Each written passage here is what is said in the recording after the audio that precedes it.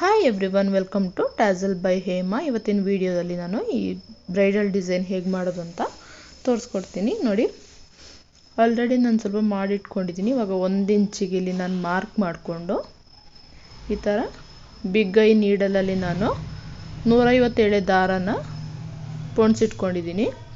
ಇವಾಗ ಅದಕ್ಕೆ ದಾರ ತುಂಬ ತಿಕ್ಕಾಗಿರೋದ್ರಿಂದ ನಾನು ಕ್ರೋಶಾ ನೀಡಲ್ ತಗೊಂಡು ಈ ಥರ ಹೋಲ್ ಮಾಡಿಕೊಂಡು ಆಮೇಲೆ 150 ಸ್ಟ್ಯಾಂಡ್ಸ್ ಆಫ್ ಥ್ರೆಡ್ ಹಾಕ್ಕೊಂಡಿರ್ತೀನಲ್ಲ, ಆ ನೀಡಲ್ನ ಈ ಥರ ಇನ್ಸರ್ಟ್ ಮಾಡಿ ಸ್ವಲ್ಪ ರೊಟೇಟ್ ಮಾಡಿ, ಆವಾಗ ನಿಮಗದು ಈಸಿಯಾಗಿ ಇನ್ಸರ್ಟ್ ಆಗುತ್ತೆ. ಇವಾಗ ಎಡ್ಜಿಗೆ ಈ ಥರ ಹೇಳ್ಕೊಂಡು ನಿಮ್ಗೆ ಎಷ್ಟು ಲೆಂತ್ ಬೇಕು ಅಷ್ಟು ಲೆಂತಿಗೆ ನೋಡಿಕೊಂಡು ಇಟ್ಕೋಬೇಕು. ನಾನಿಲ್ಲಿ 2 ಇಂಚ್ ಹತ್ರ ಈ ಥರ ಲೆಂತ್ ಬಿಟ್ಕೊಂಡಿದ್ದೀನಿ. ಇವಾಗ ನಾನು ಝರಿ ಥ್ರೆಡ್ಡಿಂದ ಇದನ್ನು ನಾಟ್ ಹಾಕ್ಕೊಳ್ತಾ ಇದ್ದೀನಿ. 2 ಎಳೆ ಝರಿ ಥ್ರೆಡ್ ಇದೆ. ಫಸ್ಟಿಗೆ ನಾನು 2 ಟೈಮ್ಸ್ ಈ ಥರ ಲಾಕ್ ಹಾಕ್ಕೊಂಡು ನಾಟ್ ಹಾಕ್ಕೊಳ್ತೀನಿ.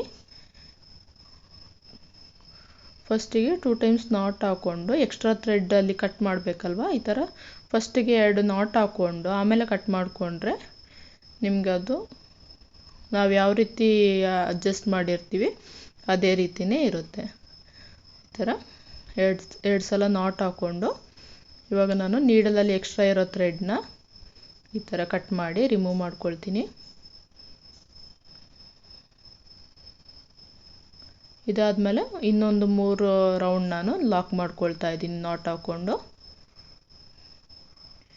ಇದೇನಕ್ಕೆ ಜಾಸ್ತಿ ಟೈಮ್, ನಾನು ಯೂಶ್ವಲಿ ಈ ಥರ ಕುಚ್ಚು ಕಟ್ಟಬೇಕಾದ್ರೆ 3 ಟೈಮ್ಸ್ ನಾಟ್ ಹಾಕ್ಕೊಳ್ತೀನಿ. ಇವಾಗ 4 to 5 ಟೈಮ್ಸ್ ಹಾಕ್ಕೊಳ್ತೀನಿ. ಯಾಕಂದರೆ ನಾವು ಬಾಲ್ ಚೈನ್ ಮತ್ತು ಸ್ಟೋನ್ ಚೈನ್ ಸ್ಟಿಕ್ ಮಾಡೋದ್ರಿಂದ ಅದು ಸ್ವಲ್ಪ ವೆಯ್ಟ್ ಆಗಿಬಿಡುತ್ತಲ್ವ, ಅದಕ್ಕೆ ಎಲ್ಲೂ ಡ್ಯಾಮೇಜ್ ಆಗಬಾರ್ದು ಅಂತ ಫಸ್ಟು ಇಲ್ಲಿ ಟೈಟಾಗಿ ಈ ಥರ ನಾಟ್ ಹಾಕ್ಕೋಬೇಕು. ಇವಾಗ ಇನ್ನೊಂದು ರೌಂಡ್ ತೊಗೊಬಂದು ಈ ಥರ ಸೆಂಟರಿಂದ ನೀಡಲ್ನ ಇನ್ಸರ್ಟ್ ಮಾಡಿ ಝರಿ ಥ್ರೆಡ್ನ ಈ ಕಡೆ ತೊಗೊಬರ್ತಾಯಿದ್ದೀನಿ. ತೊಗೊಬಂದಾದಮೇಲೆ ಅದನ್ನು ನಾನು ಕಟ್ ಮಾಡ್ತಾಯಿಲ್ಲ, ಹಾಗೇ ಬಿಡ್ತಾಯಿದ್ದೀನಿ.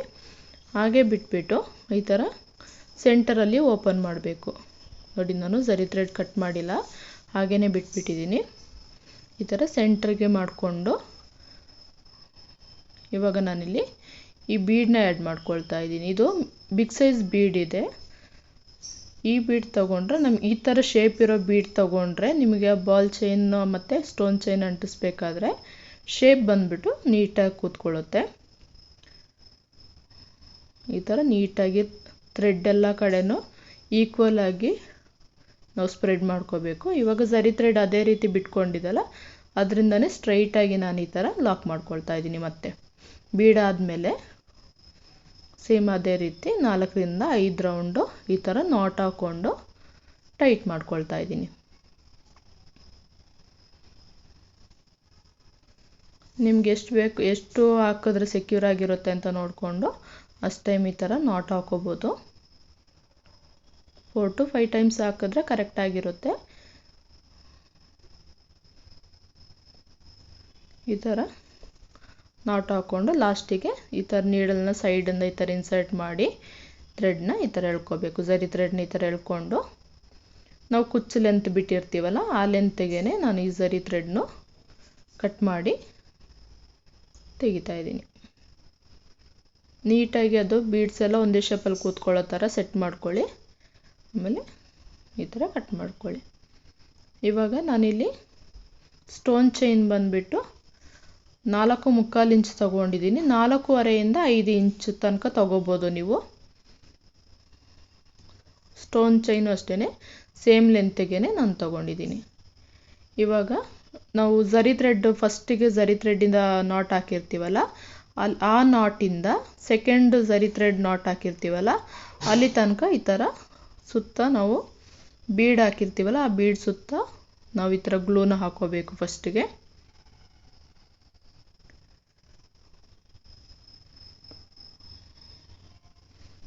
ನೀಟಾಗಿ ಸ್ಪ್ರೆಡ್ ಮಾಡಿಕೊಂಡು ಈ ಥರ ಗ್ಲೂ ಹಾಕೋಬೇಕು.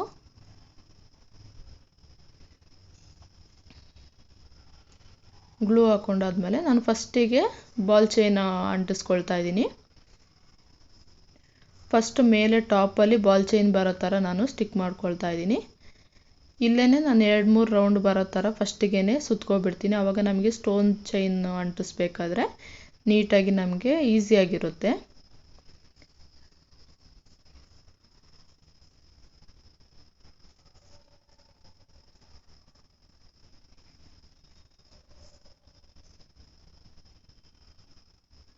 ಸ್ವಲ್ಪ ಕಷ್ಟ ಇರುತ್ತೆ, ಯಾಕಂದರೆ ಅದು ಗ್ಲೂ ಇರೋದ್ರಿಂದ ನಮ್ಮ ಕೈಗೆ ಅಂಟ್ತಾ ಇರೋದಕ್ಕೆ ಒಂಥರ ಇರುತ್ತೆ.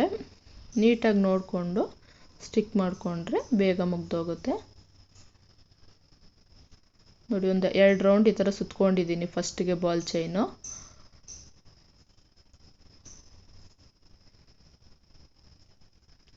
ಇವಾಗ ಫಸ್ಟದ್ದು ಎಲ್ಲಿಗೆ ಬರಬೇಕು ಅಲ್ಲಿಗೆ ಈ ಥರ ಮೂವ್ ಮಾಡ್ಕೊಳ್ಳಿ.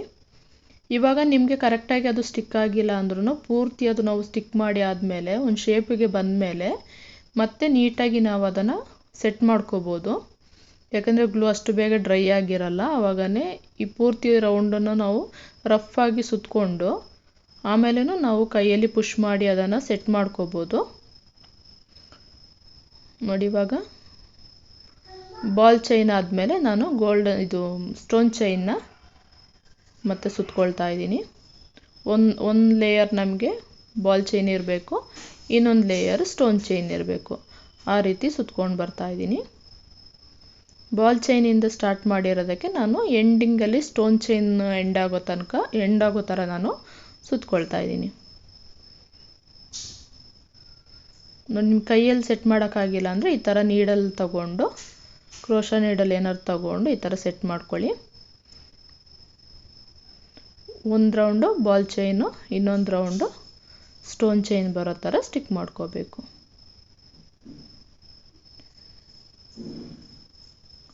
ನೋಡಿ, ಈ ರೀತಿ ನೀಟಾಗಿ ಸ್ಲೋ ಆಗಿ ನೀವು ಸ್ಟಿಕ್ ಮಾಡ್ಕೊಳ್ಳಿ.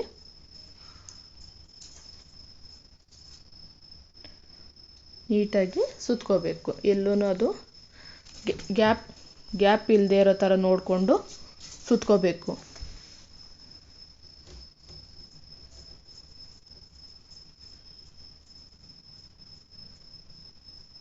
ಈ ಥರ ಪಕ್ಕ ಸರಿಸ್ಕೊಳ್ಳಿ.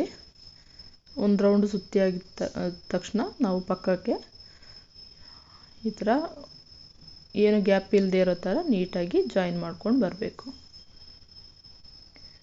ಫಸ್ಟಿಗೆ ಈ ಥರ ರಫಾಗಿ ನೀವು ಸ್ಟಿಕ್ ಮಾಡಿ ಆದಮೇಲೆ ಕೈಯಲ್ಲಿ ಸ್ವಲ್ಪ ಆ ಥರ ಪ್ರೆಸ್ ಮಾಡಿಕೊಂಡು ಮೂವ್ ಮಾಡಿದ್ರೆ ಎಲ್ಲ ಒಟ್ಟಿಗೆ ಬರೋ ಥರ ನೀಟಾಗಿ ಒಂದು ನೆಕ್ಸ್ಟ್ ಇನ್ನೊಂದು ಬರೋ ಥರ ನೀಟಾಗಿ ಕೂತ್ಕೊಳ್ಳುತ್ತೆ ಅದು.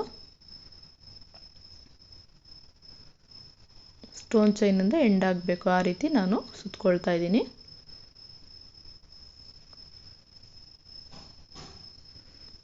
ಪಕ್ಕದಲ್ಲೇ ಒಂದು ವೇಸ್ಟ್ ಬಟ್ಟೆ ಏನಾದರೂ ಇಟ್ಕೊಳ್ಳಿ. ಕೈಯಲ್ಲಾಗಿರೋ ಗ್ಲೂನ ನೀವು ಅಲ್ಲೇ ಒರೆಸ್ಕೋಬೋದು. ಇಲ್ಲ ನೀವು ಏನು ಟಚ್ ಮಾಡಿದ್ರೂ ಅದು ಸ್ಟಿಕ್ ಆಗ್ತಾ ಇರುತ್ತೆ.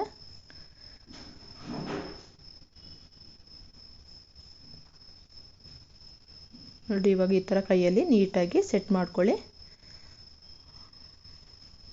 ಆವಾಗ ನಿಮ್ಗದು ಶೇಪ್ ಬಂದುಬಿಟ್ಟು ಕರೆಕ್ಟಾಗಿ ಬರುತ್ತೆ.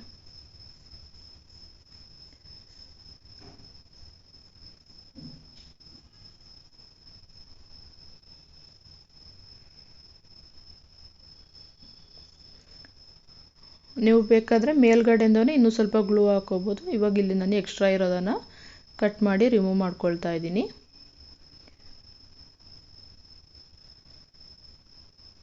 ರಿಮೂವ್ ಮಾಡಿಕೊಂಡು ಇವಾಗ ಎಡ್ಜಲ್ಲಿ ಇನ್ನೂ ಸ್ವಲ್ಪ ಗ್ಲೂ ಹಾಕಿ ನಾನು ಸ್ಟಿಕ್ ಮಾಡ್ಕೊಳ್ತಾ ಇದ್ದೀನಿ. ಈ ಥರ ಮೇಲಿಂದನೂ ನೀವು ಗ್ಲೂ ಹಾಕೋಬೋದು. ಅದು ಡ್ರೈ ಆದಾಗ ಅದೇನು ಕಾಣಿಸಲ್ಲ, ನಿಮಗೆ ಗ್ಲೂ ಏನು ಕಾಣಿಸಲ್ಲ. ಡ್ರೈ ಆದಾಗ ನೀಟಾಗಿ ಬರೀ ನಿಮಗೆ ಬಾಲ್ ಚೈನ್ ಮತ್ತು ಸ್ಟೋನ್ ಚೈನೇ ಕಾಣಿಸುತ್ತೆ. ನೋಡಿ, ಇನ್ನೊಂದು ಮಾಡ್ಕೊಂಡಿದ್ದೀನಿ ಡ್ರೈ ಆದಮೇಲೆ ಅದು ಯಾವ ರೀತಿ ಕಾಣಿಸುತ್ತೆ ಅಂತ ನೋಡಿ. ಕಂಪ್ಲೀಟ್ ಮಾಡಿದ್ದೀನಿ. ಇವಾಗ ಕಂಪ್ಲೀಟ್ ಆದಮೇಲೆ ಈ ರೀತಿ ಕಾಣಿಸುತ್ತೆ ನೋಡಿ. ನಿಮಗೆ ಗ್ಲೂ ಹಾಕಿರೋದು ಅದು ಎಲ್ಲೂ ಕಾಣಿಸಲ್ಲ, ನೀಟಾಗಿ ಡ್ರೈ ಆಗಿದೆ. ನೋಡಿ, ಇಲ್ಲಿ ಒಂದು ಡ್ರೈ ಆಗಿಲ್ಲ, ಅದು ಮಾತ್ರ ನಿಮಗೆ ಗ್ಲೂ ಸ್ವಲ್ಪ ಕಾಣಿಸ್ತಾ ಇದೆ. ಈ ರೀತಿ ಕಾಣಿಸುತ್ತೆ ಕಂಪ್ಲೀಟ್ ಆದಮೇಲೆ.